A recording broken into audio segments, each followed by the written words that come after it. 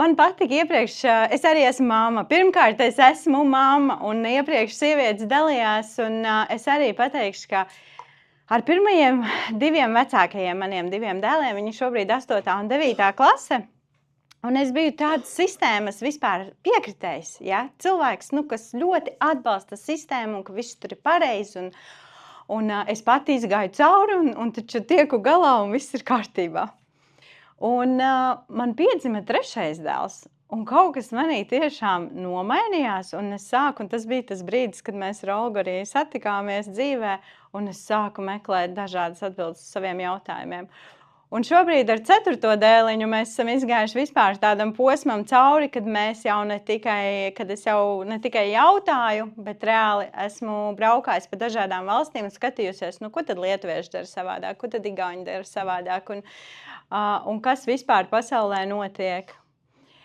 Un STEMS vai STEAM, vai jau jaunais vārds ir STREAM, šodien vēl netika pieminēts, tāpēc paskaidrošu, tas ir Science, visas zinātnes, Technologies, tehnoloģijas, Engineering, inženierzinātnes, Art, māksla un Math, matemātika apvienojums, un STREAM, tam pieliek klāt vēl R, kas ir Reading vai Research, tur vēl domas dalās. Un mēs, mana komanda, mēs esam relatīvi maza komanda, bet mēs par savu misiju esam izvēlējušies STEAM integrāciju Latvijas skolās, un es jums pastāstīšu arī, kāpēc. Bet kas ir pats būtiskākais, kāpēc esmu šeit šodien, ir, ka es ļoti vēlos aicināt visus vecākus, ka tas nav tikai jautājums par to, ko domā vai dara IZM, par to, ko domā vai dara kāds skolas direktors vai kā. Tas ir par mums vecākiem. Ko mēs kā sabiedrība šodien esam gatavi darīt, lai mainītu mūsu bērniem iespējas rīt. Vai tā ir skolas maiņa, vai tā ir izglītības veida maiņa, vai tas ir kas cits, bet tas ir jautājums mums vecākiem. Vai mēs esam gatavi piecelties kājās un teikt, jā, es gribu, lai manam bērnam ir labāk. Es varbūt nezinu, kā labāk, ja? Vai kā viņš būs laimīgs, man patīk šie atslēgvārdi, vai kā viņš būs pašpietiekams, bet es gribu, lai viņam ir labāk. Un kad mēs celsimies kājās, un tas jau šeit tika pieminēts, tad arī visas iestādes, vienalga kādas, tur IKVD vai IZMs vai vienalga kas, viņi arī pamazām mainīsies. Tāpēc tas ir pirmkārt atkarīgs no mums. Tā, sanāca garš ievads. Tātad, kāpēc, ko es sāku pētīt un kāpēc? Klausījos no saviem vecākajiem dēliem, atnāk mājās, ja, un kāpēc man šis jāmācās, un tas mēs tā strelnieku kaujas jau esam izcilājuši šodien, ja, no visām pusēm, bet pēc būtības tie jautājumi nemainījās. Un mūsu bērni, kas šobrīd ir uzauguši kā digitālie bērni, ja, brīnišķīgi pētījumi par to arī ir, viņi ir apgūst lietas savādāk, viņiem jau 5-6 gadu vecumā ir jau pieeja viedtālruņiem, planšetēm, ja, viņi jau domā savādāk, un mums šīs tehnoloģijas ir vislariņķī. Un tai pašā laikā viņiem šis mācību saturs un metodas, ko arī šodien jau pieminējām, viņiem ir jāapgūst daudz ātrāk, daudz vairāk, daudz agrākā vecumā. Es varu atsaukties konkrēti uz mūsu skolām, ja? Siguldas valsts ģimnāzija ir tas, ar ko mums ir saistība, un tā ir manā ieskatā tiešām laba skola, bet tas, kādā tempā bērni mācās, tas ir ļoti strauji temps. Un viss šis mācību saturs un metodas vienlaikus ir precīzi tādas pašas, kā kad es biju skolā, un tas ir reāli 25 vairāk gadi atpakaļ, ja? Un jūs visdrīzāk, ja jūs vērojat savus bērnus, tad jūs arī redzēsiet, ka tas veids, kā viņi to apgūst, ir tāds pats. Bet bērns ir reāli mainījies, fizioloģiski mainījies, psiholoģiski, mentāli, viņš ir pilnīgi savādāks. Un tad pētot tālāk par šiem digitālajiem bērniem, un tie, kas tagad mums mazākie, ja, tie, kas šobrīd ir bērndārs 5-6 gadi, 1. klasīte, 2. varbūt tie ir digitālie mazuļi, ko tad viņi sagaida? Viņiem ir ļoti būtiski, lai viņi var darīt. Reāli darīt, piedzīvot, kļūdīties, tas, kas te jau šodien tie atslēgvārdi tika minēti. Nevis viņš vienvirzienā noklausās, ko skolotājs viņam izstāsta, bet viņš reāli var piedzīvot. Es te pieminēju to pašu vardas preparēšanu. Labi, vairs jau nepreparē, laikam, skolās tās vardas, ja? Bet viņam ir svarīgi redzēt, kas tur notiek, kas notika tajā situācijā, kas tajā. Tas pats ir inženierzinātnēs vai matemātikā. Par pieejām. Šobrīd bērni, un šo ir daudz labāki speciālisti par mani, kas jums apstiprinās, bērni dzimst arvien dažādāki. Ja? Ir konkrētas vārdi vai diagnozes, kā to sauc, bet es tam nevēlos pieskarties. Es vienkārši saku, ka bērni ir ļoti dažādi, ļoti dažādi. Iespējams, arī agrāk bija, tikai mēs nevēlējāmies to redzēt kā paudze. Šobrīd mēs kā sabiedrība to atzīstam, ka bērni ir ļoti dažādi, un līdz ar to šīm metodēm un veidiem arī ir jābūt dažādiem. Un par tehnoloģijām. Tas man šobrīd ļoti īpaša tēma. Kāpēc? Jo mana iepriekšējā dzīve, ja, bet arī nesaistīta ar pirmo izglītību, ar kādu otro vai trešo. Es biju mārketinga speciālists, stratēģis, un mana dzīve saistījās ar ļoti daudz lielajiem uzņēmumiem, kur katru dienu bija tehnoloģijas. Un es redzēju, kādā tempā tas notiek un mainās. Un mēs redzam un saprotam, ka mākslīgais intelekts nāk iekšā, robotika un dažādas programmēšanas paliek arvien augstākās kvalitātēs. Bet tajā pašā laikā, kurā klasē vai kurā priekšmetā mēs mācam bērniem jēgpilni izmantot tehnoloģijas? Pēdējais aizliedzām telefonus. Nu viss, ok, nevajag. Nu jā, un tad, ko vēl viņiem ir ļoti svarīgi, šī sasaiste ar dzīvi, kas jau tad ļoti brīnišķīgi izskaidroja, un cilvēcība. Ja? Tāpēc es nemaz par to vairāk dziļāk neieiešu. Un vienlaikus, ko mēs sagaidām no nākotnes darbinieka. Ir, kur spekulē 2030. gadā, ir, kur 2035. Man liekas, gadam nav nozīmes. Jau šobrīd mums visiem ir jābūt digitāli ļoti prasmīgiem. Jau šobrīd mums ir jādomā zaļi un ilgtspējīgi. Mēs dzirdam visriņķī dažādas problēmas, kas notiek pasaulē ar vispār šo ilgtspēju un uz ko mēs ejam. Un reku Ilons Masks vai kurš no viņiem jau gatavojas pārcelties uz Marsu. Ja? Nu, tam ir iemesls. Kritiskā domāšana, te jau tika pieminēta sadarbība, ja? Piezvanīšana. Zane, ja? Zane minēja, ja? Spēja piezvanīt. Ja? Tas ir tas elementārais, ka ne tikai uzrakstīt, bet sadarboties dažādos veidos, attālināti klātienē, grupās, atsevišķi un tā tālāk, un mācīšanās. Un tagad es jūs negribu biedēt, bet es tomēr parādīšu to Latvijas statistiku. Ja? Mūsu cilvēki ar digitālajām prasmēm mēs šobrīd esam ieskatās kaut kur starp Poliju un Itāliju. Ja? Lietuva mums jau ir garām, Igaunija sen jau garām, vēl Rumānija ir zem mums. Pagaidām, kāpēc pieminu par Rumāniju, pagaidām tūlīt izskaidrošu.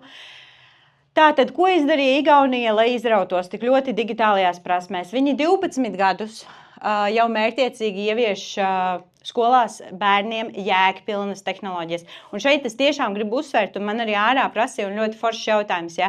Mēs neesam pret grāmatām, burtnīcām, darba lapām, kustību ne pret ko. Mēs esam vienkārši par to, ka bērnam ir jāmāca tehnoloģijas lietot jēgpilni, lai viņš soli vēlāk ir prasmīgs un konkurētspējīgs. Igaunijā 3 gadu vecumā bērni programmē. Latvijā mēs braukājam pa skolām, mums ir 8. un 9. klase, kur bērni nav redzējuši programmēšanas pamatus. Lietuva 2022. gadā uzsāka projektu, izmantojot Eiropas atveseļošanas un noturības mehānismu. Ieguldīja 210 miljonus un tādā trieciena tempā aprīkoja 150 skolas un aptuveni 10 reģionus. Kāpēc par Rumāniju teicu pagaidām? Jo arī rumāņi, ja, tie, ko mēs redzējām digitālajā tajā salīdzinājumā, ka mēs vēl kā Latvija esam augstāk, arī rumāņi šobrīd ir izvietojuši jau 1200 šīs dažādās STEM laboratorijas, kur bērni var nākt no skolām un mācīties. Tātad padomājam, kas notiks pēc 5 gadiem. Mēs būsim zem Rumānijas. STEMs, kāpēc STEMs ir šobrīd tik būtisks? Tas neatceļ. Daudzreiz cilvēkiem liekas, ka burtiņš ir tikai dabas zinības. Nezinu, kāpēc tas Latvijā tā ir ieviesies. Sciences patiesībā tās ir visas zinības, arī humanitārās zinības.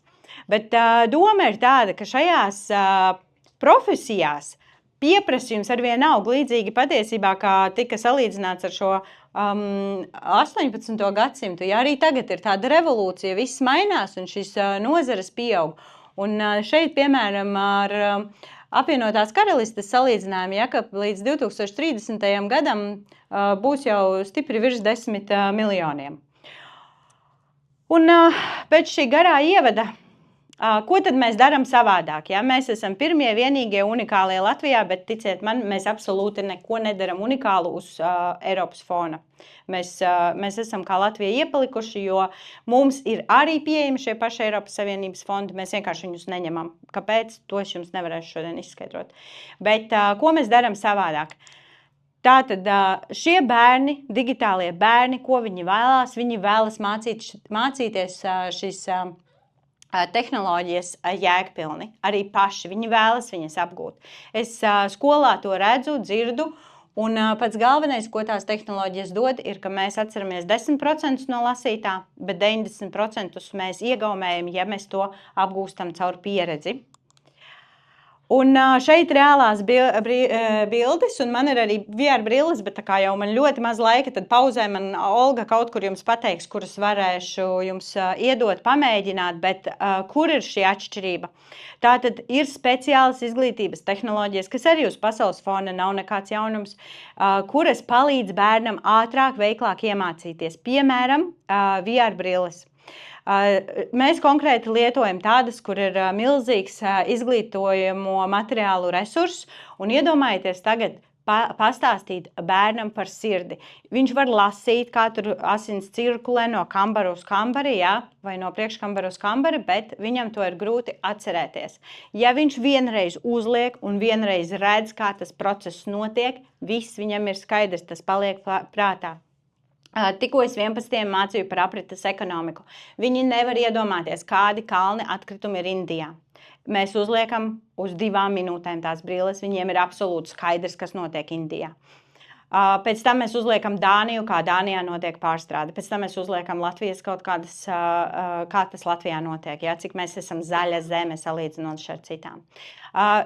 Teicu, neesam pret grāmatām. Jā, šeit ļoti labi var redzēt ar Jelgavas tehnoloģiju vidusskolu sadarbību. Mums ir grāmatas ir priekšā, mēs viņas izmantojam. Mēs vienkārši apskatāmies sarežģīto caur virtuālo realitāti.